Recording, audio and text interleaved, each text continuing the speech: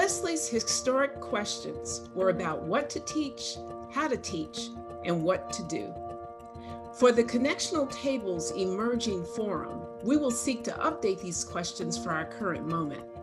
We will invite energetic conversation that will illumine our identity, which is tied to what and how we teach, our preferred actions, what we do, and our abiding hopes as we envision the future United Methodist Church. Today, I am joined by Derrick Scott, Executive Director of the Campus City Wesley Foundation, a United Methodist multi-campus ministry in Jacksonville and St. Augustine, Florida, and surrounding areas. Derrick serves college students at the University of North Florida, Jacksonville University, Flagler College, and Edward Waters College. Good morning, Derrick. Good morning, Kenitha. It's good to be with you. Derrick, tell us a little bit about yourself and your ministry setting. I am the Executive Director of Campus City Wesley, CCW for short. We're a multi-campus ministry, very diverse group of college students that I get to lead and serve. And our hope is to have a presence on every physical campus in Northeast Florida. There's about 12 actually. At the moment, we're serving 3 and beginning our 4th at Edward Waters College.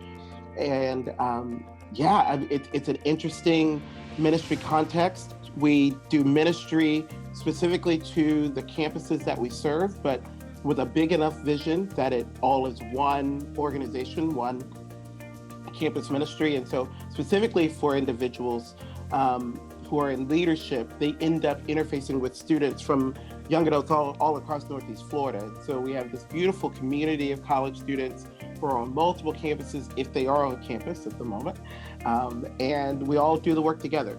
I get to work with an incredible team of young adults, folks on staff, and full-time and part-time. And so together, we're really just trying to serve college students, make disciples on campus, transform the world, and we love what we get to do. Wonderful, wonderful. In a recent devotional for college students, you wrote these words, and I'll quote you. You said, "When the waters of college are up to your neck, it is perfectly reasonable to wonder why life has to be hard. Rich, poor, privileged, oppressed, brilliant or not, we all have seasons where the raging waters of life just keep coming." I imagine a lot of us can relate to that statement, but tell us a little bit about what are some of the raging waters that students are facing these days. I'll tell you, the image came out of a psalm that I've been reading that day. One of the things that's interesting about collegiate ministry, particularly as I get older, is that I forget how big and dramatic sort of everyday struggles were when I first became an adult. So things like finances and budgeting, like, it's overwhelming. Now it's like, that's what you gotta do. That's just adulting.